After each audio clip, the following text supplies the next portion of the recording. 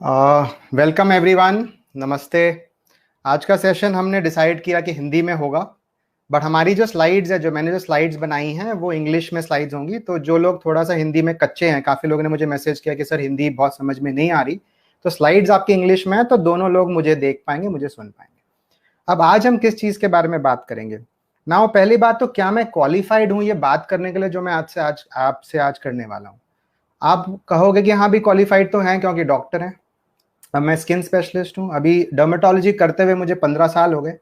तो आप मानोगे चलो डॉक्टर हैं, बात कर रहे हैं तो उनको पता होगा, बट मैं बहुत हम्बली इस बात को एक्सेप्ट आपके सामने करना चाहता हूँ और अपनी पूरी बिरादरी के नाम पे एक्सेप्ट करना चाहता हूँ कि न्यूट्रिशन का डॉक्टर्स को बहुत ज़्यादा ज्ञान नहीं होता। अब ये बहुत एक शर्म वाली बात है और मैं एडमिट कर रहा हूँ इस बात को। जब हमें एमबीबीएस पढ़ाया जाता है, एमडी पढ़ाया जाता है, हमें कभी भी ना बीमारियों के बारे में तो पढ़ाया जाता है कि बीमारी है तो इलाज क्या करना है, बट ये नहीं पढ़ाया जाता कि खाना आपने क्या खाना है क्या नहीं खाना।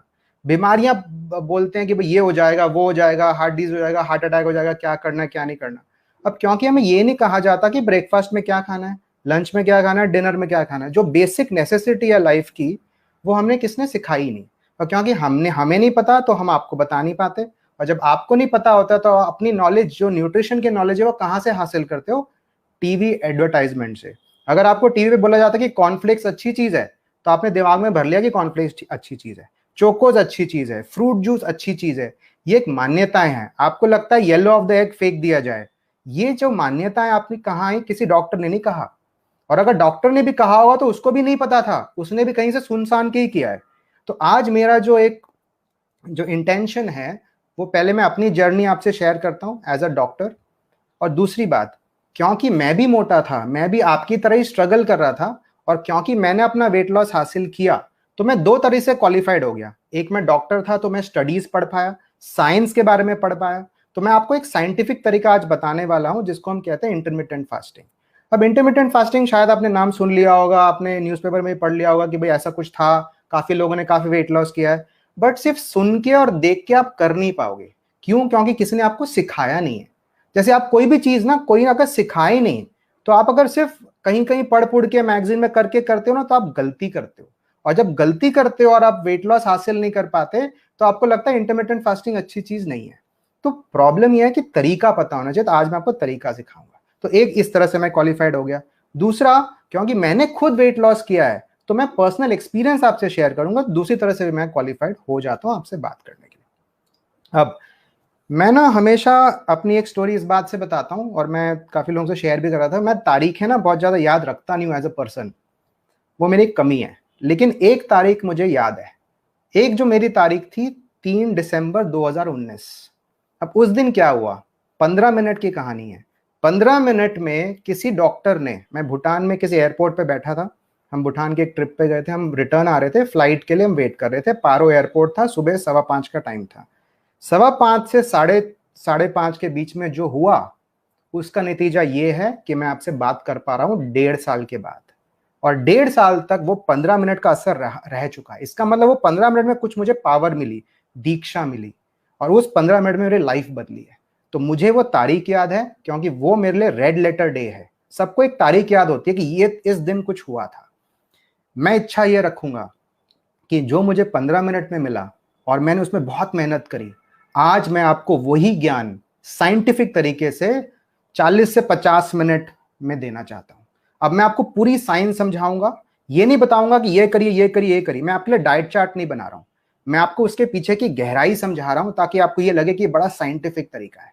मैं चक दे ना, एक हमेशा मैं एक सीन को बहुत अच्छा मानता था। शाहरुख खान आके कहता है, वो 70 मिनट अगर आप खेल गए तो आपकी जिंदगी बदल जाएगी। आज मैं आपसे यही मांग रहा हूं। आप आज से मैं 50 मिनट मांग रहा हूं। आप इस 50 मिनट को छोटा नहीं समझिए। मैं आपको जो ज्ञान दूंगा, ये मुझे भी कहीं से मिला है, और उससे मैंने अपनी लाइफ बदल दी, बहुत लोगों की लाइफ बदली है। बहुत आसान तरीका है और मैं आपको सिखाऊंगा। सिर्फ अपने कान खुले रखिए, दिमाग को खाली रखिए, अपने दिमाग में प्रेजुडिसेस नहीं भरने हैं। और अब मैं आपको अपनी कहानी समझाऊंगा। ये मैं हूं, और या बोल सकता हूं मैं था। ये 3 दिसंबर 2019 के टाइम का इमेज है। ये मैं था 82 किलोज का। मैं पार्टी गोइंग जैसे होता है ना, बहुत पार्टी गोइंग तो मैं था नहीं। मैं बहुत ज्यादा बाहर तो जाता नहीं था, घर का ही खाना खाता था। मैं सोचता था कि मैं तो यार घर का खाना खाता हूँ, रोटियां ही खाता हूँ, चावल ही खाता हूँ, दाल ही खाता हूँ, मैं ज्यादा कुछ एडिक्शंस में तो हूं नहीं, ना मैं अल्कोहल पी रहा, ना मैं स्मोकिंग कर रहा, मैं ठीक ठाक एक्सरसाइज कर लेता था। बट उसके बावजूद मैं ऐसा था। मैं सोचता था मुझे बीमारी तो है नहीं, तो मैं तो हेल्दी हूं। बट मुझे नहीं पता था मैं बीमार हूं। जो भी आदमी मोटा है वो बीमार है। ये एक सेंटेंस में सबको कहता हूं। आप मोटापे का शिकार हो। आप ये नहीं सोचिए मोटा है और लेकिन मुझे हार्ट डिजीज नहीं हुआ, मुझे बीपी ठीक आ रहा है, मैं तो शुगर टेस्ट कराता हूं ठीक हूं। आप ठीक नहीं हो। जो भी मोटा है वो आज की तारीख बीमार है। चाहे वो मैराथन भागता हो, चाहे वो कुछ नहीं करता हो, लेकिन अगर वो मोटा है तो वो हैप्पी, बॉडी उसकी हैप्पी नहीं है। ये 82 किलो की बात कर रहा हूं 2019, और ये मैं अब हूं। ठीक है, तो 2020 के टाइम पे जनवरी की इमेज है ये। ठीक है, और अब मैं हूं 58 किलो। तो अगर मैं ये कर पाया तो इसका मतलब मैं एक सक्षमता रखता हूं कि आपको मैं बताऊं कि मैंने ये कैसे किया। और मैं बड़े खुले दिल से ऑनेस्टली आपको सब चीजें बताऊंगा। पहले लेकिन आपको साइंस समझनी पड़ेगी, क्योंकि मैं डॉक्टर हूं तो मैं साइंस सिखाने के बगैर एक्सप्लेन नहीं कर पाऊंगा। तो मैं आपको साइंस बताऊंगा। ये आप भी घर बैठे आराम से कर सकते हो। काफी लोगों को लगता है कि सर आपने तो एक्सरसाइज करी होगी, आपने तो जिम में 10 घंटे निकाले होंगे तब ये हुआ होगा। ये लॉकडाउन के टाइम पे हुआ, जब जिम बंद थे, बाहर जाने की परमिति नहीं थी, आपको बोला जाता था बाहर रनिंग मत करना, मास्क के साथ में डेथ हो सकती है। तो हम डर रहे थे। तो ये जो मैंने रिजल्ट पाया, इसमें से 80% रिजल्ट सिर्फ इंटरमिटेंट फास्टिंग से है, 20% रिजल्ट एक्सरसाइज से है। तो 80% तो आप डाइट घर बैठे बैठे, जो ओल्ड फीमेल्स हैं जो कहती हैं हम तो वॉक भी नहीं कर पाते, हमारे तो जोड़ों में दर्द होता है, इमेजिन अगर वो भी वेट लॉस कर पाए तो कितनी बड़ी बात होगी। तो पावर आपके सबके हाथ में है। आज मैं आपको वो पावर देने वाला हूं। आप वही दीक्षा हासिल करिए जो मुझे मिली थी, और मैं अगर बहुत खुश होऊंगा अगर आप में से काफी लोग इस चीज को अपना पाए। हम काफी मिथ के बारे में बात करेंगे, जो गलत मान्यता समाज में फैल गई है उसके बारे में बात करेंगे। पहला देखिए, लोग आपको कहते हैं, डॉक्टर्स भी कहते हैं, डाइटिशियंस भी कहते हैं, हर 2-2 3-3 घंटे में खाना खाना चाहिए, छोटा खाइए लेकिन बार बार खाइए। ये बिल्कुल गलत है, इसको मिथ कहते हैं। वो मैं आज तोड़ूंगा। आज मैं ये 5 चीजें तोड़ूंगा, मिथ बस्टर्स कहते हैं। दूसरा मिथ क्या है? बटर खाने से, घी खाने से, जो अंडे का येलो होता है वो खाने से हम मोटे हो जाते हैं। फैट खाने से हम मोटे होते हैं, फैट मेक्स अस फैट। ये गलत मान्यता है, ऐसा बिल्कुल सही नहीं है। आप विश्वास नहीं करोगे, अभी मैं काफी फैट खाता हूं, मैं घी खाता हूं, मैं येलो ऑफ द एग खाता हूं, बट मैं मोटा हूं नहीं। पहले उस टाइम पे जब मैं ना ब्रेड ऑमलेट में बोलता था एग व्हाइट का ऑमलेट बना के देना, तब मैं 82 किलो का था। अब मैं कहता हूं पूरे अंडे का ऑमलेट बना के दो, अब मैं 58 का। तो कहीं ना कहीं इसका मतलब मेरे थॉट प्रोसेस में कुछ बदलाव आया, इसका भी साइंस समझाऊंगा। एक है कि अरे तू तो पतला है यार, तुझे क्या चिंता है, तू तो खा आराम से, मिठाई खा, तेरे को तो क्या। मोटे लोगों को सोचने की जरूरत है, ये गलत बात है। आपको विश्वास नहीं होगा, 40% हार्ट अटैक्स पतले लोगों में होते हैं। इसका मतलब पतले लोग भी सेफ नहीं है। पतले लोग भी अंदर से मोटे होते हैं, बाहर से पतले होते हैं, अंदर से मोटे होते हैं। इसलिए थिन का मतलब नहीं है आपको लाइसेंस मिलता है कुछ भी करने का। ठीक है, दूसरी बात, 20% मोटे लोग इनफैक्ट हेल्दी होते हैं। तो बाहर से मोटे होते हैं, अंदर से पतले होते हैं। तो ये भी, इसका भी साइंस समझाऊंगा।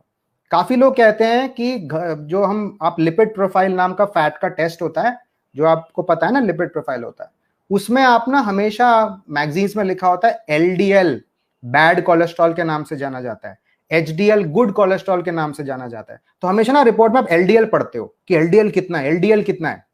आपको विश्वास नहीं होगा, एलडीएल से हार्ट डिजीज नहीं होता। हार्ट अटैक एलडीएल कोलेस्ट्रॉल से होता ही नहीं है। ब्लड के कोलेस्ट्रॉल से हार्ट डिजीज नहीं होता।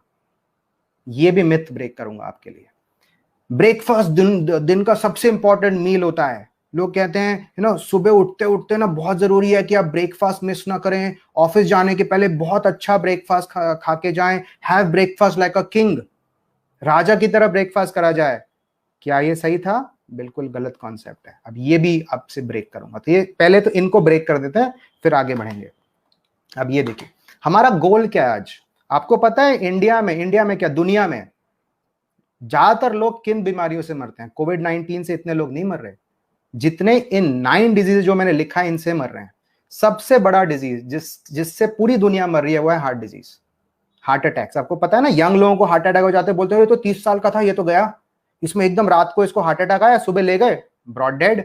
अब ये क्यों हुआ उसका भी कॉन्सेप्ट समझाऊंगा, ताकि आपके साथ ये खराब चीज ना हो। डायबिटीज, आपको पता है ना कोई तो आपके आसपास डायबिटीज है, घर के अंदर भी हो सकता है, आसपास तो है ही है। जितने भी हॉस्पिटल्स भरे हुए हैं सब में डायबिटीज के लोग फैले हुए हैं। तो डायबिटीज का जो एपिडेमिक है, हार्ट डिजीज का एपिडेमिक है, वो कोविड-19 से कई गुना ज्यादा है।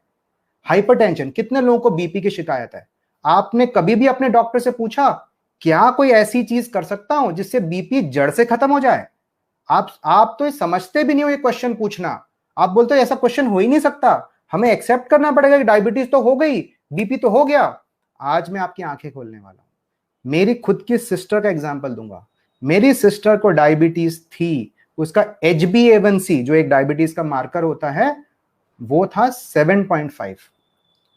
अब उसका डायबिटीज का वही मार्कर HbA1c है 5.2। ये दवाई से हुआ? नहीं, दिस इज विदाउट मेडिसिन। ये सिर्फ न्यूट्रिशन से हुआ है, ये सिर्फ डाइट चेंज करने से हुआ है। सो अगर आपकी डायबिटीज अभी अभी रिसेंटली शुरू हुई है तब आपके पास बहुत अपॉर्चुनिटी है उसको रिवर्स कंप्लीटली खत्म करने की। बीपी खत्म हो सकता है, आपकी गोलियां कंप्लीटली बंद हो सकती है, आप विश्वास नहीं करोगे इस बात का। पीसीओडी, काफी फीमेल्स के मेंस्ट्रुअल साइकिल जो है वो इरेगुलर हो जाते हैं, उसका भी इलाज मैं आपको आज बताने वाला हूं, मेडिसिन से नहीं, न्यूट्रिशन से। पैरालिसिस, ठीक है, अगर लकवा मार जाता है उसका भी इलाज न्यूट्रिशन है, आप विश्वास नहीं करोगे। आपको ये ज्ञान सोच के सुन के बहुत अच्छा लगेगा। काफी लोग हमसे कहते हैं सर हम ना कैंसर से बड़ा डर लगता है, सबको कैंसर हो रहा है, हमें ना हो जाए, हम क्या करें? सुबह काढ़ा पी लें क्या? हल्दी का दूध पी लें? क्या करें? ये गिलोय का जूस पी लें? नहीं। 40% कैंसर इस डाइट से, जो मैं आज समझाऊंगा इंटरमिटेंट फास्टिंग से, 40% कैंसर प्रिवेंट हो जाते हैं। 40%, कितनी बड़ी बात है। मोटापा तो ऑब्वियसली मैं बताऊंगा ही कैसे कम करना है। तो ये हमारा गोल है कि ये हम कर पाएंगे आज। पहले ये समझ लेते हैं मोटे क्यों रहे, पूरी दुनिया मोटी क्यों हो रही है, मैं क्यों मोटा हुआ वो समझ लेते हैं पहले। आप अब तक ये समझते होंगे कि हम कैलोरी ज्यादा खाते हैं और खर्च नहीं करते हैं, इस वजह से मोटे हो जाते हैं, जिसको हम कैलोरी मॉडल कहते हैं। कि हमने 2000 कैलोरी खाई लेकिन हमने एक्सरसाइज 1000 कैलोरी के बराबर करी तो हमारा नेट बॉडी में 1000 कैलोरी एक्यूमुलेट हो गया, इसलिए मोटे हो गए। ये गलत है, ये मैथमेटिक्स नहीं है। ये ऐसा नहीं है कि आपके पर्स में 100 रुपए आए और आपने 40 खर्च कर दिए तो 60 रुपए आपके बॉडी में इकट्ठे हो गए। ये मैथमेटिक्स नहीं है। कैलोरी मॉडल खत्म हो चुका है ओबेसिटी का। आप इसलिए मोटे नहीं हो कि कैलोरी आप ज्यादा खाते हो, तो ये सोचना बंद कर दीजिए। काफी ना कैलकुलेटर्स आ गए ऑनलाइन कि फीड करो भाई कितना खा रहे हो और एक्सरसाइज में अच्छा 500 कैलोरी खर्च हो गई। ये ऐसा नहीं करना। आपको एग्जांपल देता हूं, आप अगर 100 कैलोरी की कॉलीफ्लावर खाओ, 100 कैलोरी, और आप डाइट कोक पियो, डाइट कोक में होती है 0 कैलोरी, आप बताओ कैलोरी किसकी ज्यादा? कॉलीफ्लावर की ज्यादा। मोटा किससे होना है आपने? डाइट कोक से। गोभी से मोटे नहीं होने वाले। तो कैलोरी तो गलत हो गई ना। या 100 calorie of broccoli and 100 calorie of biscuit, दोनों एक है कैलोरी, किससे मोटे होना है? बिस्किट से। क्यों? क्या आपने पूछा कि कैलोरी तो सेम है भाई, आजकल तो लो कैलोरी फूड आ गए हैं, तो मोटापा क्यों बढ़ रहा है? इसका मतलब कैलोरी मॉडल गलत है। तो कौन सा मॉडल आज साइंस मानती है? जिसको हम कहते हैं हार्मोन मॉडल। ये जो राइट साइड पे लिखा है हार्मोन मॉडल। हार्मोन का क्या मतलब होता है? हार्मोन मॉडल मतलब दो हार्मोन्स होते हैं बॉडी में, एक है इंसुलिन और एक है स्टीरॉयड, जिसको कॉर्टिसोल बोलते हैं। इंसुलिन और स्टीरॉयड, जितना बॉडी में स्टीरॉयड ज्यादा होगा, जितना बॉडी में इंसुलिन ज्यादा होगा, उतने मोटे होने वाले। सिंपल। तो जो भी खाना आपकी बॉडी में इंसुलिन बढ़ाता है वो मोटा बनाएगा, जो भी इंसुलिन कम करता है वो पतला बनाएगा। सिंपल बात ये है। तो गोभी जो है वो इंसुलिन नहीं बढ़ा पाती बहुत ज्यादा, जबकि डाइट को के इंसुलिन एकदम शूट कर देता है। तो आप इसको इस हिसाब से समझिए। तो ये जो मॉडल होता था कि कम खाइए और ज्यादा एक्सरसाइज करिए, मतलब खाना ज्यादा नहीं खाना लेकिन 10 किलोमीटर दौड़ जाना है, ये गलत मॉडल है। ऐसा नहीं सोचिएगा। इस वजह से हम जानते हैं कि काफी लोग जो मैराथन भी भाग रहे हैं वो भी ओवरवेट हैं। अगर ये मॉडल सही होता तो सारे मैराथन वाले बिल्कुल लकड़ी की तरह पतले हो रहे होते, बल्कि वो तो चाहते हैं कि पतला हो जाए ताकि अच्छे से भाग पाए। इसका मतलब भागने से तो आदमी पतला नहीं हो रहा। तो आप ये मान्यता बिल्कुल दिमाग से निकाल लीजिए कि क्योंकि पिछले बार लॉकडाउन में जिम बंद हुए थे इसलिए हम मोटे हुए हैं। बिल्कुल नहीं, जिम बंद होने से मोटे नहीं हुए। जिम बंद हुए और आपने स्ट्रेस ईटिंग करी, आपको टेंशन थी, आपने घर में जो गलत चीजें हैं बाहर से मंगाया, घर में खाया, आपको क्योंकि पता ही नहीं था कि खाना क्या और क्या नहीं खाना। जब क्या बोलते हैं, अगर आपने किसी भी कोई भी इंस्ट्रूमेंट लिया, मोबाइल लिया या कोई भी लिया, जब तक आप उसको चलाना नहीं आएगा आप कैसे चला पाओगे? तो बॉडी आपको चलानी ही नहीं आई, आपको समझा ही नहीं था खाना क्या और क्या नहीं खाना। जब किसी ने इंफॉर्मेशन ही नहीं दी तो शरीर तो आप खराब खराब चलाओगे, तो आप मोटे हो जाओगे और ब्लेम करोगे जिम को कि जिम बंद हुए इसलिए मोटे हो गए, और अब जिम खुल गए थे कोई पतला थोड़ी ना हुआ। तो ये हार्मोन मॉडल हमने बात करी, इंसुलिन एंड कॉर्टिसोल। कॉर्टिसोल मतलब स्टीरॉइड। आप सबको पता है कोविड-19 जिसको होता है उसको स्टीरॉइड दिया जाता है, ठीक है। स्टीरॉइड से मोटे होते हैं, आपको पता है। अंदर भी, बॉडी के अंदर भी स्टीरॉइड रिलीज होता है, इसको नॉर्मल स्टीरॉइड बोलते हैं, भगवान ने दिया हुआ स्टीरॉइड होता है अंदर। वो भी जब बढ़ जाता है तब भी मोटे होते हैं, और इंसुलिन से भी मोटे होते हैं। इस विश्वास से आगे देखेंगे साइंस को, ठीक है। अब काफी लोग कहते हैं कि डॉक्टर अच्छा चलो एक्सरसाइज आपको हमें समझ में आ गई, तो एक बात बताइए, बहुत जोर से दौड़ना है कि वॉकिंग करनी है, फैट लॉस के लिए कौन सा बेहतर है? आपको ये जान के बहुत खुशी होगी कि लो इंटेंसिटी एक्सरसाइज बेटर है हाई इंटेंसिटी से। क्योंकि जब लो इंटेंसिटी एक्सरसाइज पे होते हो तो कॉर्टिसोल जो स्टेरॉइड हार्मोन अंदर का बॉडी का ज्यादा रिलीज नहीं होता, स्ट्रेस हार्मोन बोलते हैं उसको, तो रिलीज नहीं होता बहुत ज्यादा। तो क्योंकि क्या होता है, अगर बहुत हाई इंटेंसिटी करोगे, बहुत जोर से दौड़ोगे, हाफ रहे हो, तो पता है क्या होता है, स्ट्रेस हार्मोन रिलीज होता है। बॉडी के लिए स्ट्रेस है तो स्टीरॉइड अंदर बनता है ऑटोमेटिकली। तो स्टीरॉइड से क्या होने वाले, एक तो भूख बढ़ेगी आपकी, तो एकदम दौड़ के आओगे तो बोले बहुत भूख लग रही है कुछ खाने को दो। दूसरा, आपकी हंगर बढ़ेगी, ठीक है, आपकी हंगर बढ़ेगी और आप मोटे होने वाले हो। तो मैं सबसे यही कहूंगा कि अगर आप एक्सरसाइज करना चाहते हो, अगर हाई इंटेंसिटी करोगे तो थोड़े टाइम के लिए करिए, ज्यादा मत करिए। वॉकिंग बहुत ही अच्छी फैट लॉस के लिए, या अगर रनिंग भी करते हो, आपका हार्ट रेट कम होना चाहिए, बहुत ज्यादा हाफो ना आप। तो लो इंटेंसिटी एक्सरसाइज हमेशा बेहतर होती है। ये भी एक मिथ ब्रेक करना मैं चाहता था आपसे।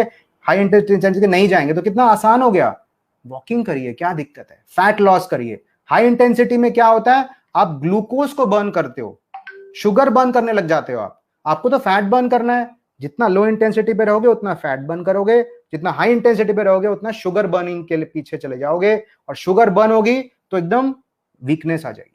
तो आप बोलोगे अरे कुछ दो में से तो खड़ा ही नहीं हुआ जा रहा, जिसको हिटिंग द वॉल कहते हैं। तो हमेशा हार्ट रेट ज्यादा नहीं होना चाहिए। अगर आपके पास कोई मॉनिटरिंग इंस्ट्रूमेंट है, वॉच वगैरह है, तो बिल्कुल लो हार्ट रेट पे 130 140 के मैक्सिमम हार्ट रेट तक आपको जाना है, बहुत आगे मत जाइए, नहीं तो आप हाई इंटेंसिटी में पहुंच जाओगे। अब ये समझिए, मैंने बताया था इंसुलिन। इंसुलिन कौन बनाता है? ये जो लाल लाल देख रहे हो ना, इसको हम पैंक्रियास कहते हैं, ये इंसुलिन बनाता है। तो जितना इसने इंसुलिन बनाया उतना मोटे, जितना कम बनाया पतले, सिंपल। तो जब मैं 82 का था तब मैं बहुत इंसुलिन बना रहा था, इसका मतलब अब मैं इंसुलिन नहीं बना, इससे पतला हो गया। तो ये कहानी पूरी आपकी हो गई। अब ये समझिए, इंसुलिन कब बनता है बॉडी में? इंसुलिन तब बनता है जब खाना आता है, नहीं तो बनना ही नहीं उसने। तो जब आप रात से सो के उठते हो तो खाना तो है नहीं, पेट खाली है, तो जब फास्टेड उठे आप, उस टाइम पे तो इंसुलिन काफी लो है, वो तो बहुत अच्छी बात है, ठीक है। बट क्या हुआ, देखो एग्जाम्पल देता हूं, एक गाड़ी है, गाड़ी के डब्बे में कोई आदमी नहीं है, एक गाड़ी, पहली गाड़ी आई है सुबह सुबह, ठीक है, इसमें कुछ नहीं, तो इसको समझो बॉडी में एनर्जी नहीं है अंदर, बॉडी में अंदर कुछ नहीं है अभी, रात में क्योंकि सो के उठे हो, खाना अंदर नहीं गया, ठीक है। अब क्या करते हो, क्योंकि खाली है, आपको आदत है ब्रेकफास्ट करने की, तो सुबह सुबह आपने ब्रेकफास्ट शुरू किया। ब्रेकफास्ट में तीन चीजें होती हैं, कार्बोहाइड्रेट, प्रोटीन और फैट, ये तीन चीजें ब्रेकफास्ट की हुई। अब इंडियन ब्रेकफास्ट कैसा होता है आप समझो, Indian breakfast is only carbohydrate, 90% breakfast carbohydrate होता है। और कौन सा कार्बोहाइड्रेट, ये देखिए क्या क्या है, ब्रेड खा ली, दूध पी लिया, दूध में बहुत कार्बोहाइड्रेट्स है, अनफॉर्चुनेटली शुगर भी होती है दूध में, ऊपर से आप चीनी भी डालने वाले हो, ठीक है। ब्रेड आपने बोली, फिर आपने कॉर्नफ्लेक्स ले लिए, फिर आपने परोठे खा लिए, पोहा खा लिया, उपमा खा लिया, ये सारी चीजें क्या हैं, ये सारी चीजें रिफाइंड कार्बोहाइड्रेट्स। तो जैसे कार्बोहाइड्रेट अंदर जाएगा क्या होगा, देखिए सुनिए, ब्रेड मीठी तो लगती नहीं है खाने में, आपको बायोलॉजी समझाता हूं। ब्रेड जो है उसको हम रिफाइंड कार्बोहाइड्रेट कहते हैं। ब्रेड का जो कॉन्स्टिट्यूएंट होता है वो होता है ग्लूकोज। तो ग्लूकोज को जब एक चेन की लड़ी में बना देते हैं उसको हम कहते हैं कार्बोहाइड्रेट। सो कार्बोहाइड्रेट मतलब चीनी, ये समझिए। तो अगर खाने में मीठी ना भी लगे, अंदर जाके उसने ग्लूकोज ही बनना है। तो देखो मैंने ये स्टार्स जो बनाए वो ग्लूकोज है, तो खून में कार्बोहाइड्रेट नहीं जा रहा, खून में जा रहा है ग्लूकोज। तो अगर आपने ब्रेड खाई तो ये समझो चीनी खा ली, अगर आपने कॉर्नफ्लेक्स खा लिया तो चीनी खा ली, ठीक है। आप कहते नहीं मैं तो मीठा ही नहीं खाता, बट ये मीठा तो खा लिया सुबह सुबह आपने, ब्रेड तो खा ली, परोठे तो खा लिए, आलू तो खा लिया, सब हो गया कार्बोहाइड्रेट। तो जैसे ग्लूकोज गया, इंसुलिन आ गया। इंसुलिन अगर आ गया तो एकदम स्पाइक हो गया इंसुलिन का। सो देखिए इंसुलिन क्यों चाहिए होता है, इंसुलिन ना एक्चुअली आपको जो आपने जो ग्लूकोज खाया वो उस गाड़ी में तो जाना चाहिए ना, बट इंसुलिन ना बड़ा सुस्त आदमी है, वो गाड़ी में अपने आप नहीं चढ़ता, उसको किसी ने धक्का देना होता है। तो इंसुलिन ये आदमी की तरह है, जो एक स्टेशन पे खड़ा है वो आदमी को अंदर भेज रहा है। तो जितना भी ग्लूकोज आपने खाया, इसको पुश करने के लिए इंसुलिन चाहिए, इसलिए बॉडी इंसुलिन बनाती है, ये समझ लीजिए। इंसुलिन से ही आपका ग्लूकोज आपके बॉडी के अंदर एब्जॉर्ब होता है, नहीं तो होता ही नहीं। तो आपने क्या एकदम से शूट अप हो गया ना, इंसुलिन भी शूट अप हो गया बॉडी में, क्योंकि आदमी भी आया और पुश भी कर दिया, राइट। तो देखो क्या हुआ, अभी आपके बॉडी के अंदर पूरा ग्लूकोज जा चुका, अभी आपका डब्बा भर गया, इसको सेल मान लो, सेल के अंदर एनर्जी के लिए ग्लूकोज अंदर जा चुका। तो आपने सुबह 8 बजे नाश्ता किया था तो ये हो गया। अब पता है क्या है, ये जो अंदर इतनी एनर्जी घुस चुकी है ना सेल के अंदर, इसको बॉडी यूटिलाइज करने के लिए 7-8 घंटे लेती है। आप इस बात को समझो। तो 8 बजे अगर खाया तो शाम को 4 बजे ये बोगी खत्म होने वाली है, खाली होने वाली है, तब तक तो लोग भरे हुए हैं। बट क्या आप 4 बजे तक रुकते हो दूसरी मील के लिए? आप 11 बजे चाय ले लेते हो, चीनी डाल देते हो, उसमें दूध डाल देते हो, तो क्या हुआ, 11 बजे फिर ग्लूकोज आया अंदर बॉडी में, तो सेकेंड स्पाइक ऑफ ग्लूकोज हो गया। अब एक और इंसुलिन मॉलिक्यूल को अंदर से रिलीज होना पड़ेगा। अभी 2 बंदे घुसा रहे हैं उस बिल्डिंग, उस गाड़ी में। अब गाड़ी में ऑलरेडी अंदर लोग हैं भाई, गाड़ी में अंदर लोग ऑलरेडी थे, वो उतरे थोड़ी ना थे, आपने और भर दिया। तो क्या होगा, अभी आपकी गाड़ी भरी हुई है, ये मुंबई की लोकल ट्रेन है, मैं मुंबई में पला बड़ा तो मुझे पता है, उसके एग्जाम्पल दे रहा हूं। तो आपकी गाड़ी में ना एनर्जी बहुत है, मतलब आपके सेल के अंदर एनर्जी भरी हुई है, इतनी जरूरत ही नहीं है, क्योंकि 11 बजे आपने भर दिया पूरा, अब गाड़ी में जगह नहीं है। फिर आप क्या करोगे, फिर 1-2 बजे लंच करने बैठ जाओगे, फिर एक और स्पाइक हुआ, फिर एक और स्पाइक हुआ, फिर एक और स्पाइक हुआ। दिन में 7-8 बार आपने मुंह में कुछ ना कुछ डाला, हर बार इंसुलिन बना, हर बार ग्लूकोज बना। तो क्या हुआ, इतना ग्लूकोज आ रहा है, इतना ग्लूकोज आ रहा है बॉडी में, समझो इस बात को। अभी गाड़ी तो भरी हुई है, तो लोग अंदर जा ही नहीं पाएंगे, क्योंकि आप कहते हो कि भाई अंदर वाले खाली नहीं हुए, बाहर वाले कैसे घुसेंगे? तो क्योंकि आपने बार बार आप कार्बोहाइड्रेट रिच फूड खाते गए, रोटी खाया, व्हाइट राइस खाया, दोपहर को आपने व्हाइट राइस खाया, वो भी तो कार्बोहाइड्रेट है ना। आप ये समझो, इंडियन मील में ना थाली में 70% लोग कार्बोहाइड्रेट खाते हैं। रोटी 4 खाई, फिर व्हाइट राइस खा लिया, इतनी सी सब्जी खाई, इतनी सी दाल खाई, तो कार्बोहाइड्रेट कंटेंट तो बहुत है। अब ये लोग आपकी गाड़ी में घुस ही नहीं पाएंगे।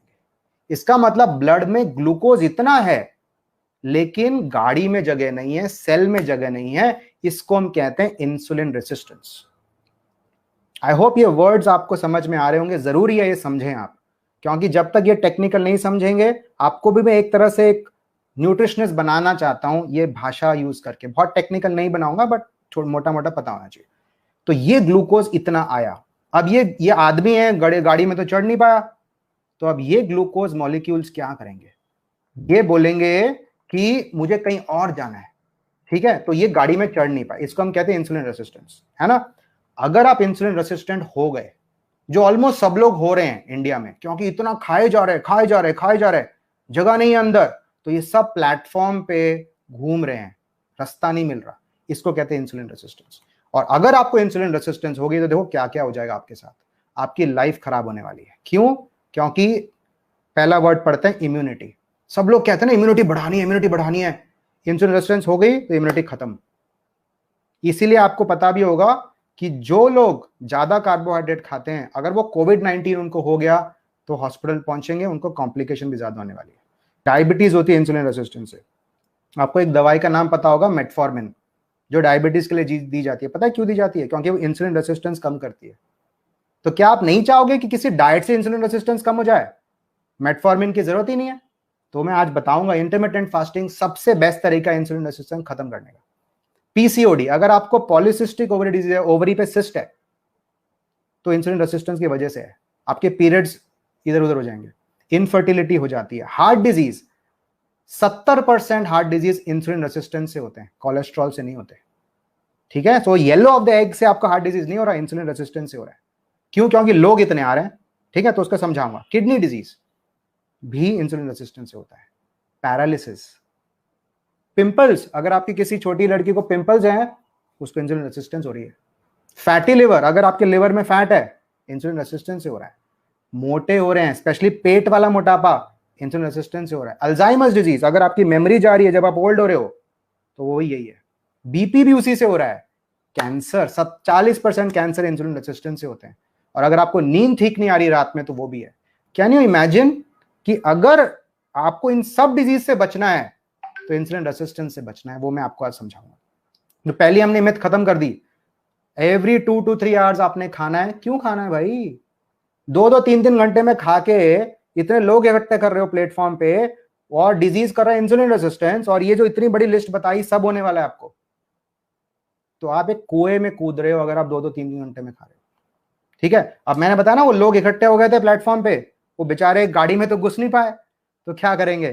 फिर आएंगे रास्ते पे, वो बोलेंगे यार क्या करें, अपने चलो चल चल के ही अपना सफर पूरा करते हैं। तो ये लोग आ गए अभी रस्तों पे आ गए, क्योंकि प्लेटफॉर्म पे बहुत भीड़ थी। समझ रहे हो? ये I hope this is becoming clear.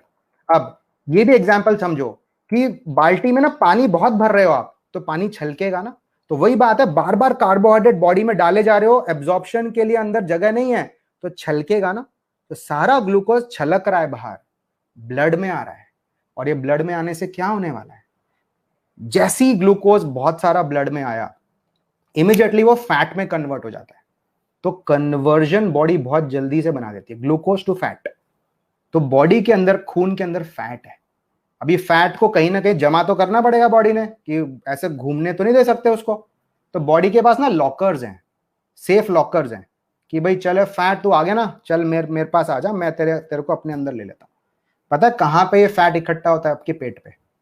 तो ये जो पेट वाला फैट होता है, ये वो फैट नहीं है जो आपने मील में खाया, बटर से ये नहीं हो रहा, कार्बोहाइड्रेट से हो रहा है, जो ब्लड में इतना आ गया कि कन्वर्ट हो गया। और यहां पे मोटापा, सबका ही कहानी है भाई, जीन्स मोटी हो जा रही है, इतनी महंगी जीन्स ली थी अभी तो आ भी नहीं रही है ना। पेट कम करना है, वो कहते हैं सोना बेल्ट लगाओ, यहाँ पे पसीना आएगा। अरे ये शॉर्टकट कैसे सक्सेसफुल हो सकता है? नहीं, कारण समझो ये क्यों हो रहा है। ये फैट जो है, ग्लूकोज जो कन्वर्ट होकर फैट बना, ये वो है, वही फैट आपके लिवर में घुसेगा, जिसको फैटी लिवर कहते हैं। तो ये कोई अलग फैट नहीं है। तो एक ग्लूकोज मॉलिक्यूल ने क्या क्या कर दिया आपके साथ, आपको एक तो मोटा बना दिया पेट वाला, एक आपको फैटी लिवर भी दे दिया। आपको एक बहुत ड्रामेटिक चीज बताता हूं।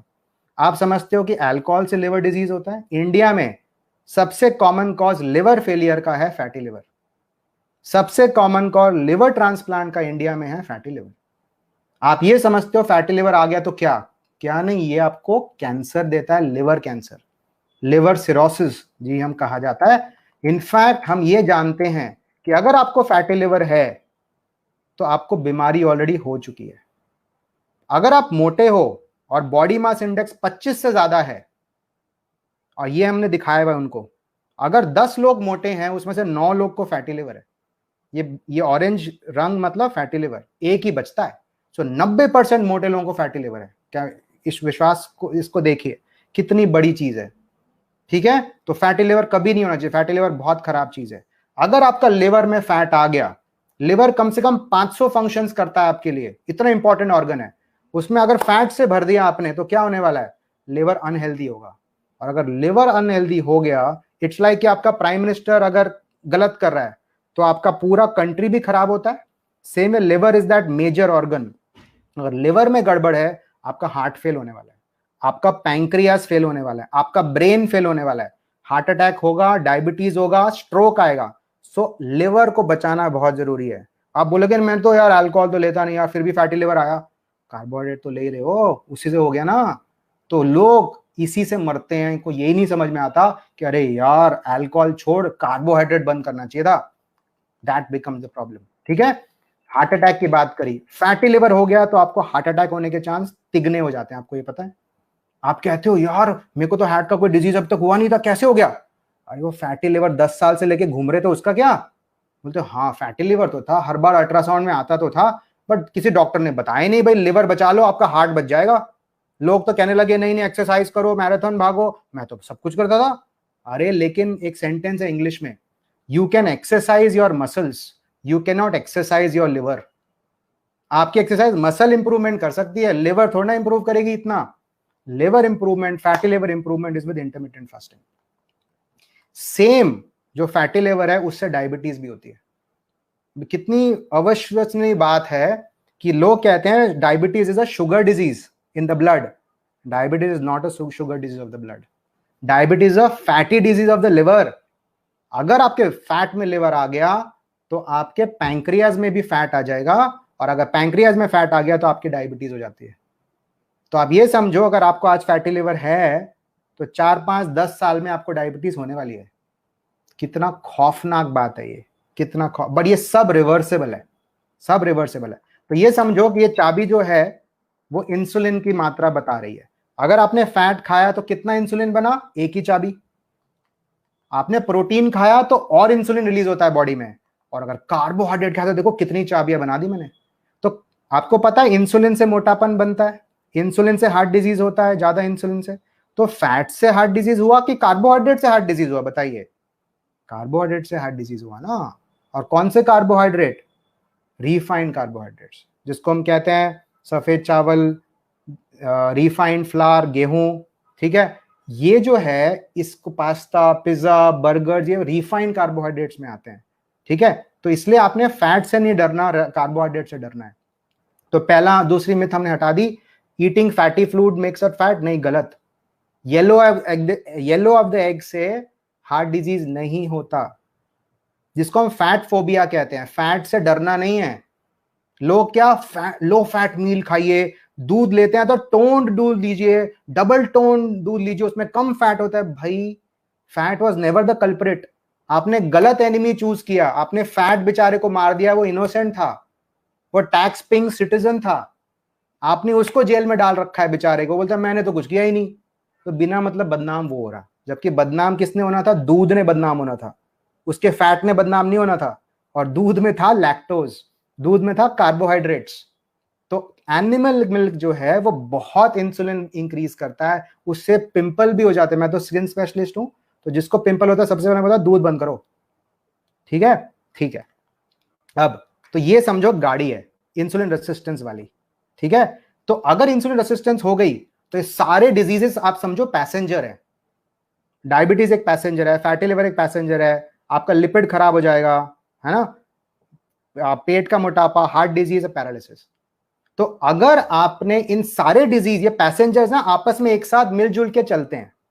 मतलब अगर किसी को डायबिटीज है, साथ में फैटी लिवर भी है, साथ में उसका लिपिड भी खराब है, साथ में हार्ट डिजीज भी हो जाता है, साथ में स्ट्रोक भी हो जाता है, मोटा तो है ही वो। तो ये ना अलग डिजीजेस नहीं है, ये 6 एक ही डिजीज हैं। क्या है डिजीज, इंसुलिन रेसिस्टेंस। मेरे ख्याल से आप समझ पा रहे हो मैं जो कहना चाह रहा हूं। दिस इज द एपिडेमिक, सबसे बड़ा पैंडेमिक दुनिया का ये है, ये ट्रेन। तो अगर आपने सिर्फ इंसुलिन रेसिस्टेंस को खत्म कर दिया, आपका सिर्फ इंसुलिन रेसिस्टेंस अगर आपने खत्म कर दिया, तो आपकी सारे पैसेंजर्स खत्म हो जाएंगे। तो इसका भी हमें समझ में आ गया कि कोलेस्ट्रॉल से हार्ट डिजीज नहीं हो रहा, it is not LDL cholesterol, ठीक है, समझ रहे हो। एलडीएल से कुछ नहीं हो रहा, ये इंसुलिन रेसिस्टेंस से हो रहा है। अब आपको कैसे पता लगेगा आपको इंसुलिन रेसिस्टेंस है या नहीं। अगर आपके नेक में कालापन आ रहा है, यहां पीछे, अगर आपके बगल में कालापन आ रहा है, और ये चीज समझा दिखा देता हूं, अगर आपको ये मस्सा, कैन यू सी, ये मस्सा, थोड़ा सा एक एलिवेशन आप देख पा रहे हो, स्किन का मस्सा होता है, ठीक है। देखो यहां पे भी मस्सा हम देख पा रहे हैं। अगर आपका ये हो रहा है मतलब आपको इंसुलिन रेसिस्टेंस हो गई है, तब ऑलरेडी आपकी ट्रेन चल चुकी है, पैसेंजर्स भी कहीं ना कहीं अंदर इकट्ठे हो रहे हैं, तो आपको घबराने की जरूरत है। और कैन यू सी, यहां पे कालापन हो गया, ये कालापन भी इंसुलिन रेसिस्टेंस की निशानी है। तो लोग कहते हैं ना ये तो ना सन टैनिंग हो गई, ये तो धूप से काला। अबे धूप से नहीं हुआ काला, ये काला हुआ इंसुलिन रेसिस्टेंस है। तो आपका इंसुलिन बॉडी में बहुत बना हुआ है, और ये क्यों बना हुआ है, क्योंकि आपने कार्बोहाइड्रेट खाया और बार बार खाया, ठीक है। तो हम आपको हेल्दी कब मानेंगे। अब ये देखिए गाइडलाइंस, इंडियंस की गाइडलाइंस है। अगर आपका पेट का साइज, और जब हम पेट का कहते हैं, हम कहते हैं सुंडी, मतलब जो आपका नेवल होता है, अम्बिलिकस।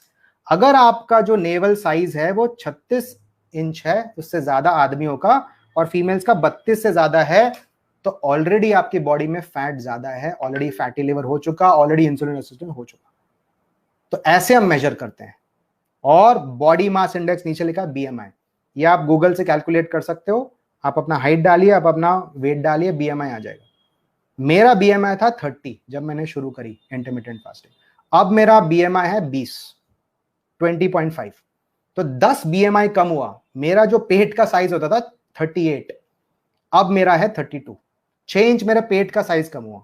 तो आपको कॉन्सेप्ट समझ आ गया कि ये पॉसिबल है, ठीक है। एक और टेस्ट होता है HbA1c, सबको कराना चाहिए। इससे आपको पता लग जाएगा इंसुलिन रेसिस्टेंस आपकी है या नहीं है। ठीक है, अगर आपका 5.7 से नीचे आया, HbA1c सब लैब करती हैं, तो आप सेफ जोन में हो, सेफ जोन, आपको इंसुलिन रेसिस्टेंस नहीं है। अगर आपका इससे ऊपर है तो इंसुलिन रेसिस्टेंस आपकी ऑलरेडी आ चुकी है, तो आपको इंटरमिटेंट फास्टिंग की जरूरत डेफिनेटली है। ठीक है, आप कभी भी ब्लड टेस्ट में ना LDL कोलेस्ट्रॉल मत देखिएगा, ट्राइग्लिसराइड देखिएगा, ये ज्यादा अच्छा इंडिकेटर मानते हैं हम। तो अगर आपका ट्राइग्लिसराइड बढ़ा हुआ है, अगर ये बढ़ा हुआ है, HDL अगर कम है, तो आपको इंसुलिन रेसिस्टेंस है। यूजुअली ये 1:1 होना चाहिए, दोनों इक्वल होना चाहिए। और अगर आपका ट्राइग्लिसराइड 2 गुना है और HDL मतलब रेशियो 2 गुना, तो ऑलरेडी आपको इंसुलिन रेसिस्टेंस है, मतलब ऑलरेडी आपके हार्ट में अंदर चर्बी जमा हो चुकी है। इसका मतलब आपको एंजियोग्राफी की बाद में जरूरत पड़ने वाली है। तो ये सिंपल टेस्ट है, घर बैठे बैठे आपको समझ आ जाएगा, भाई मेरे तो ना हार्ट के ब्लड वेसल में ऑलरेडी कोलेस्ट्रॉल जमा हो चुका है। तो ऐसे हम जान सकते हैं। लिवर के फैट में अल्ट्रासाउंड में फैटी लिवर भी आ जाएगा। ठीक है, तो एक और मैंने मिथ ब्रेक कर दी आपकी कि ये जो है ट्राइग्लिसराइड बड़े होते हैं, पतले लोगों में भी काफी लोगों में ट्राइग्लिसराइड बड़े होते हैं। तो अगर पतले लोग का ट्राइग्लिसराइड बढ़ा हुआ है और HDL कम है, तो उनको भी हार्ट डिजीज हो जाएगी। इसीलिए हम कहते हैं कि पतले मोटे से नहीं देखिए, ट्राइग्लिसराइड से देखिए, HDL से देखिए। और ये ट्राइग्लिसराइड कब बढ़ता है? जब ग्लूकोज बॉडी में आता है। तो अंदर ग्लूकोज आया, वो ट्राइग्लिसराइड में कन्वर्ट हो गया, तभी तो ट्राइग्लिसराइड बढ़ा, और वो ट्राइग्लिसराइड जाके हार्ट डिजीज क्रिएट करता है। तो कोलेस्ट्रॉल से हार्ट डिजीज नहीं हो रहा, ट्राइग्लिसराइड से हार्ट डिजीज हो रहा है।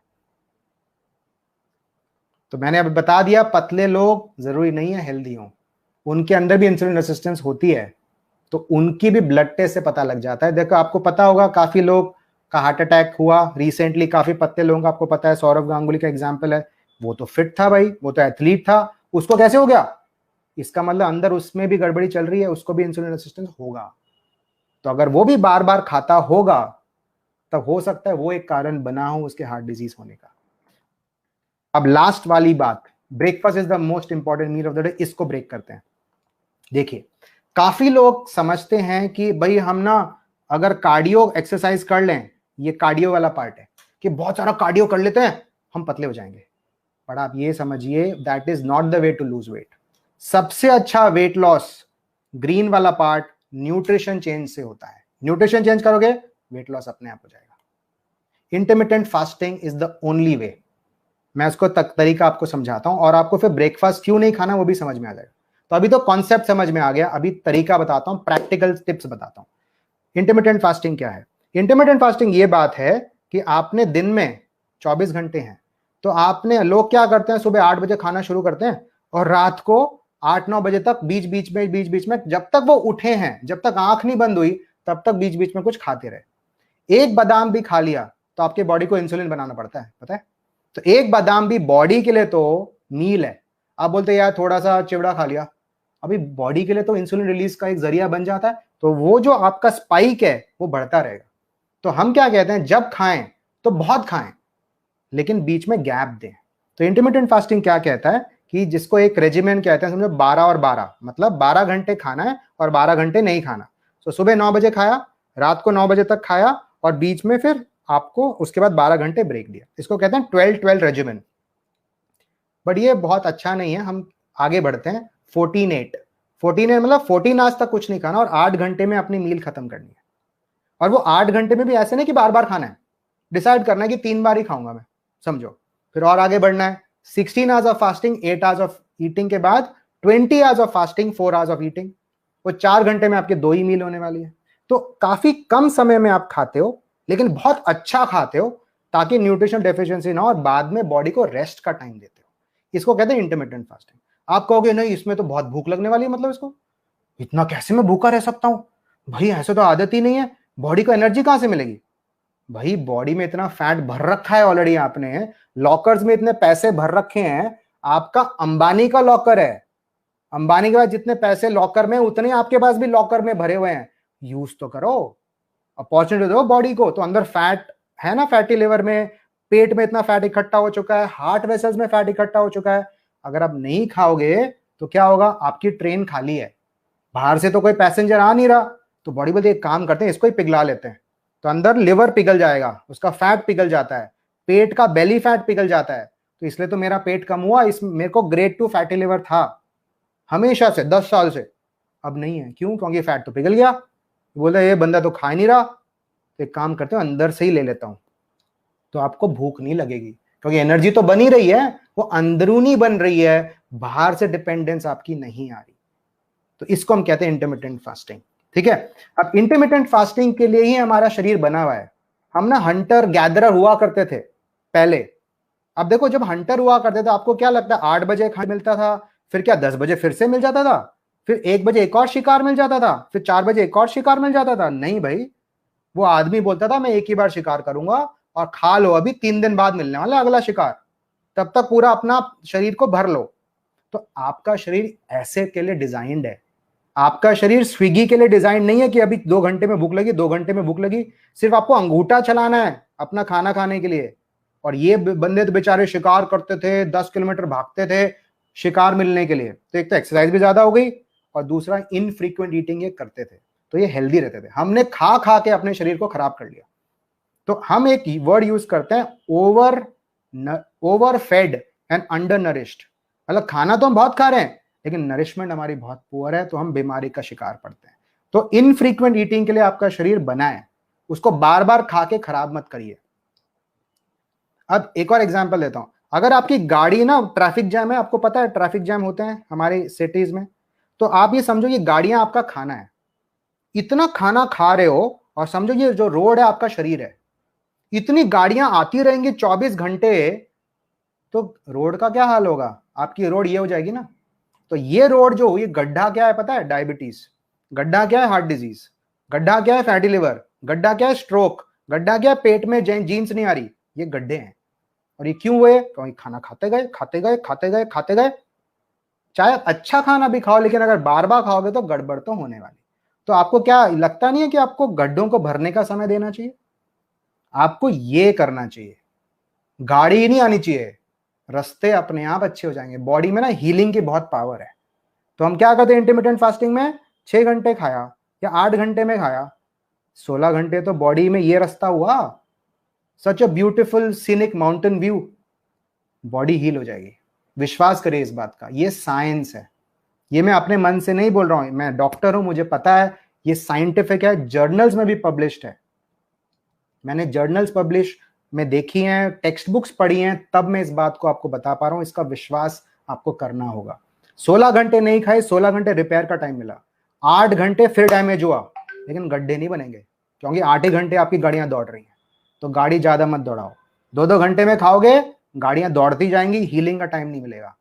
ठीक है, एक मैं गवर्नमेंट, सरकार, मैं पॉलिटिक्स नहीं करता, लेकिन सरकार का एग्जाम्पल देता हूं।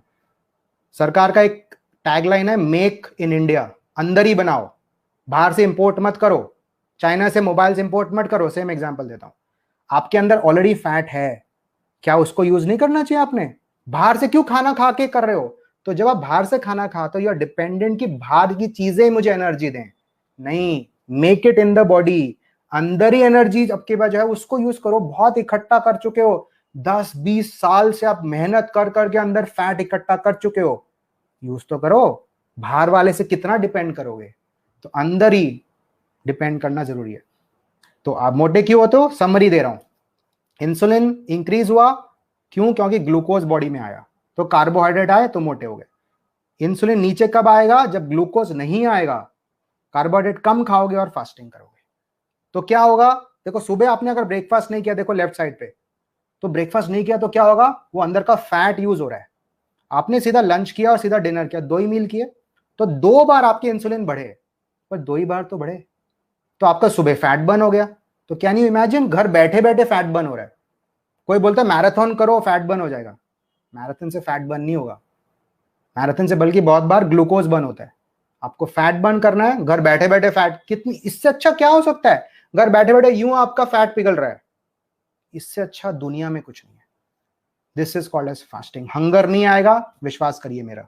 तो ये हमने तोड़ दिया, breakfast the most important meal of the day. अभी आप बोलोगे फास्टिंग का क्या बेनिफिट है? सिर्फ पतला करता है हमको? नहीं, वो इन्फ्लेमेशन भी कम करता है। आपको पता है दुनिया में सबसे बड़ा जो प्रॉब्लम मेडिकल साइंस में होता है, इन्फ्लेमेशन बहुत ज्यादा। कोविड-19 भी क्यों मारता है?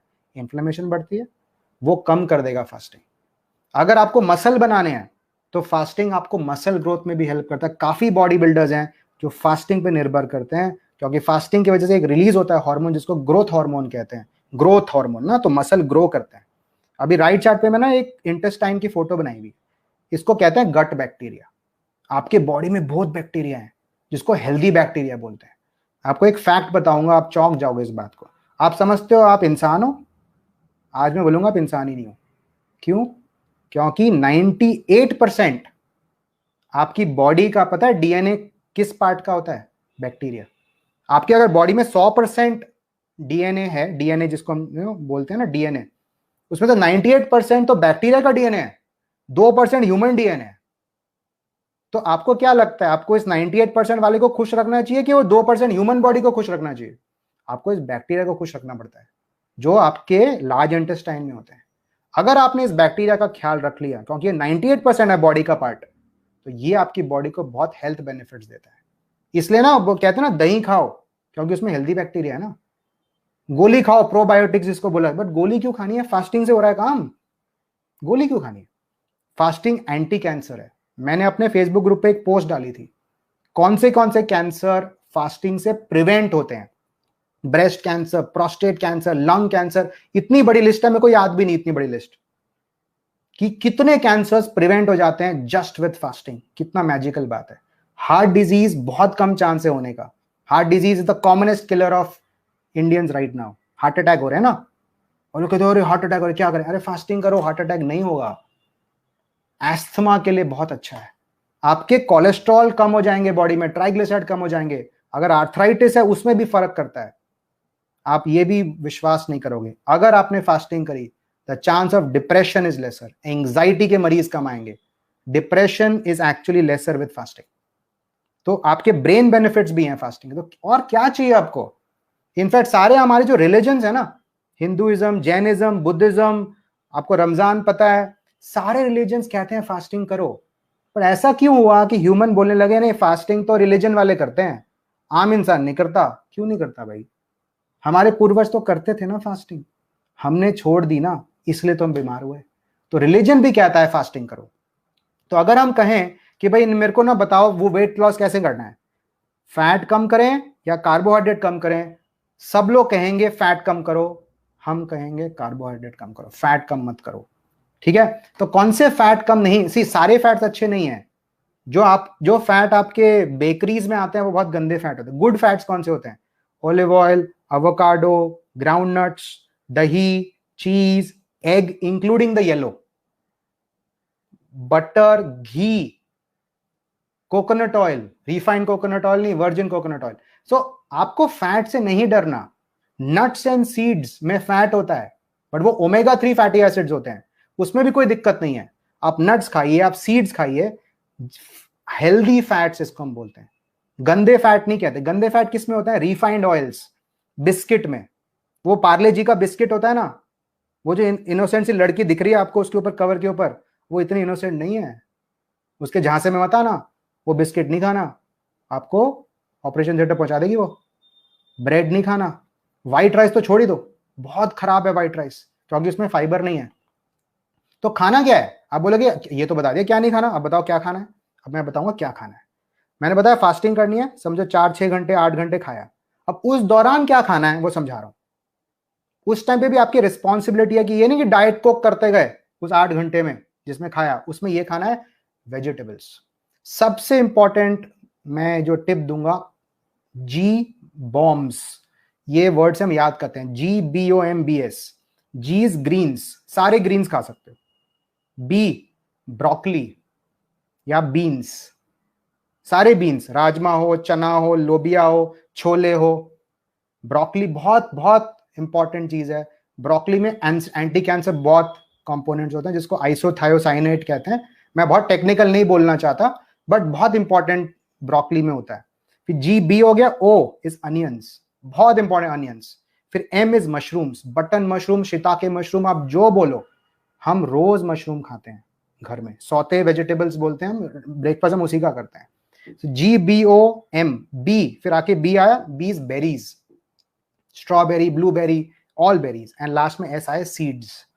जितने आप इन चीजों को अपने डाइट में इंक्लूड करोगे, आप विश्वास नहीं करोगे, आपका वेट लॉस बहुत आसानी से हो जाएगा, and more importantly you will get a lot of nutrients.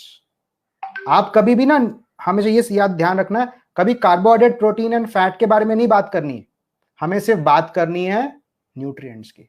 Grains बहुत इंपॉर्टेंट है, आप दालें बहुत खाइए, छोले बहुत खाइए, बहुत इंपॉर्टेंट है। लेंटिल्स जिसको हम कहते हैं, मटर बहुत अच्छी चीज है, जितना खाना चाहो खाओ, कोई रिस्ट्रिक्शन नहीं है, क्योंकि हम कैलोरी काउंट नहीं कर रहे।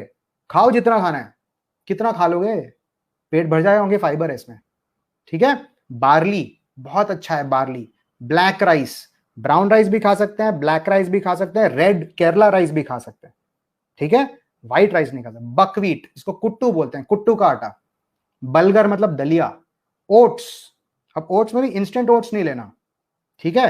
किनोआ सबसे अच्छा प्रोटीन सोर्स, लोग कहते हैं ना वेज में प्रोटीन नहीं होता, किनोआ में कितना प्रोटीन है, ठीक है। So don't don't worry about that. Millets बहुत खाने हैं, चुलाई, रागी, बाजरा, बार्नयार्ड मिलेट, ये सब ऑनलाइन मिलता है। आपसे रिक्वेस्ट करेंगे, इसको हम एंशिएंट मिलेट्स कहते हैं, ट्रेडिशनल मिलेट्स कहते हैं। ये बहुत अच्छी है, इसको ना हम इसके तरह बना सकते हैं, चावल की तरह या खिचड़ी की तरह बनाया जा सकता है, बहुत अच्छा है। इसकी हम रोटियां भी बना सकते हैं, इसका फ्लावर लेके रोटी भी बन जाती है। सो रिफाइंड फ्लावर से दूर जाना है, व्हाइट राइस से दूर जाना है, और आपकी थाली में अगर हम थाली सजाएं तो सिर्फ 25% कार्बोहाइड्रेट रोटी और चावल होना चाहिए, बाकी एक्चुअली सारे वेजिटेबल्स, दही, पनीर, सैलड्स, ये होना चाहिए। तो हम हमेशा कहते हैं salad is not the side dish, salad is the main dish. So remember 75-25 ratio. हमारे इंडियन डाइट में क्या होता है, 75% आपके कार्बोहाइड्रेट हो जाते हैं और 25% आपके वेजिटेबल्स होते हैं, ठीक है। और फटाफट मिथ्स ब्रेक करूंगा। Juice is good for health, very bad. अपने बच्चों को भी जूस मत दीजिए, आप भी जूस मत लीजिए। जूस में बिल्कुल फाइबर नहीं होता, सिर्फ शुगर होती है, आपकी हेल्थ खराब हो जाएगी। अगर आपने खाना तो सीधा ऑरेंज खाइए, ऑरेंज जूस मत लीजिए, चाहे वो घर में भी बनाया हो, बिल्कुल नहीं लेना। Honey and jaggery are good, ये गलत है। वो बोलते हैं अच्छा चलो चीनी नहीं खा सकते, चलो एक काम करते हैं शहद ले लेते हैं, गुड़ ले लेते हैं, ये तो अच्छा है। Sugar is sugar. आप ऑलरेडी मोटे हो चुके हो, अंदर इतना चर्बी भर चुकी है, और क्यों शुगर से अपने सिस्टम को स्ट्रेस करना है। आर्टिफिशियल शुगर भी उतने ही खराब है, शुगर फ्री टैबलेट्स भी उतने ही खराब है, बिल्कुल नहीं लीजिएगा। आपको लगता है बहुत प्रोटीन खाना चाहिए, बहुत प्रोटीन खाना चाहिए, ऐसा नहीं है। प्रोटीन पाउडर लेते लेते रहते हैं लोग, नहीं करना है। जितना प्रोटीन बॉडी को चाहिए वो इतना 0.8 to 1 ग्राम पर केजी चाहिए होता है बॉडी को यूजली पर डे। इतना आराम से वेजिटेरियन फूड में मिल जाता है। Don't go for non veg foods, it is not healthy to get protein from non veg food, वो मैं एक्सप्लेन करूंगा वेरी सून। मल्टीविटामिन जरूरी है बॉडी के लिए, बिल्कुल भी नहीं।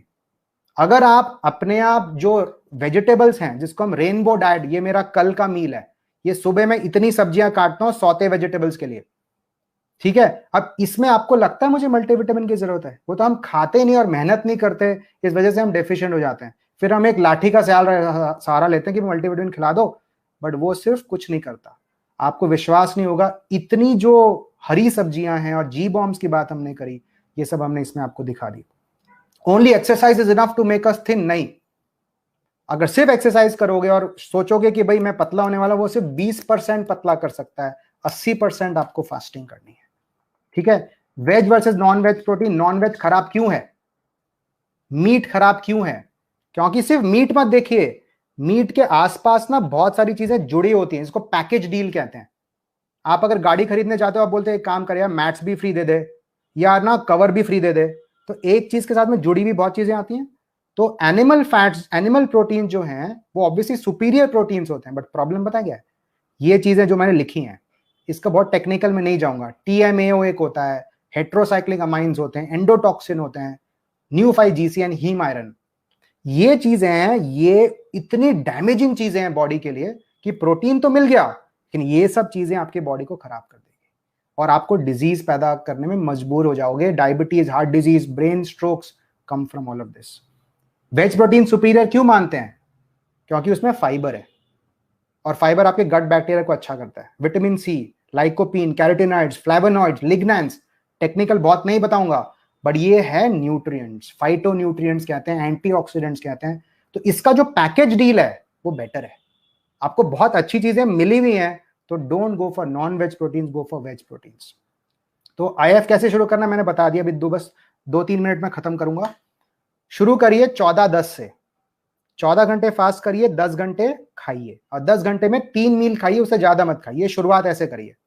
शुरू में 2-3 हफ्ते लगेंगे बॉडी को आदत आने के लिए, तो अपनी हिम्मत नहीं हारना इतनी जल्दी।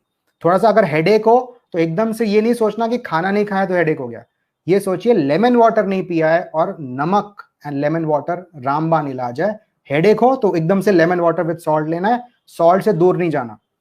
फिर इंक्रीज करो 16-8, 16 hours fasting, 8 hours feeding, 18-6, 18 hours fasting, 6 hour eating, and then 24, and then OMAD. OMAD is 1 meal a day. तो आप अपनी मील्स कम करते रहिए, फ्रीक्वेंसी, लेकिन अमाउंट ऑफ मील एक टाइम पे कितना खाना है वो काफी खाओगे आप। फिर आप बोलोगे फास्टिंग टाइम पे क्या ले सकते हैं? आप कितना भी पानी पीना चाहो पी सकते हो इन द फास्टिंग टाइम। आप लेमन वाटर ले सकते हो, सॉल्ट भी ले सकते हो। आप बहुत बार बोलोगे मुझे भूख लग रही है, भूख नहीं लग रही होती, प्यास लग रही होती है। ह्यूमन माइंड ना भूख और प्यास को बहुत बार डिफरेंशिएट नहीं कर पाता।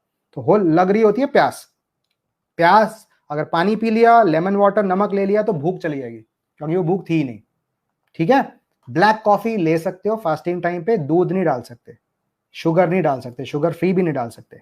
Okay, black T, green tea ये भी आप ले सकते हो इन द फास्टिंग टाइम, कितना भी ले सकते हो। एप्पल साइडर विनेगर कितना भी ले सकते हो। तो इंपॉर्टेंट ये है, आपको जानना ये है कि ये फास्टिंग टाइम में अलाउड है, फीडिंग टाइम पे क्या अलाउड है वो मैंने सब समझा दी, और साइंस भी आपको हमने समझा दी। So with this I would just close, ठीक है। And I will tell you I have a YouTube channel also, जिसमें मैंने काफी वीडियोस डाल रखे हैं। वहां पे आप you are welcome to come there and see कि क्या उसमें चीजें हैं। ये यूट्यूब का वीडियो लिंक है, और मेरा एक फेसबुक ग्रुप भी है, doctor Saurabh Jindal intermittent fasting. आज मैंने बहुत टेक्निकल बात नहीं करी, आज मैंने ओवरऑल बात करी, साइंस समझाई कि क्यों हम ऐसा करना चाहते हैं, और तरीका समझाया। But all of you are welcome to join the group. इसमें बहुत पर्सनलाइज एडवाइस भी हम आपको दे पाएंगे। मेरी सारी जर्नी सिर्फ इंटरमिटेंट फास्टिंग हुई। Exercise was not the reason for me to lose weight. मैंने एक्सरसाइज शुरू करी वेट लॉस करने के बाद। तो जो कहते हैं ना कि भाई आपने एक्सरसाइज से कम किया, नहीं, मैंने इंटरमिटेंट फास्टिंग से कम किया। और मैं आपको पूरे तहे दिल से कह सकता हूं, ये एक जादू है। मैंने अपने शरीर के साथ ये जादू होते हुए देखा है।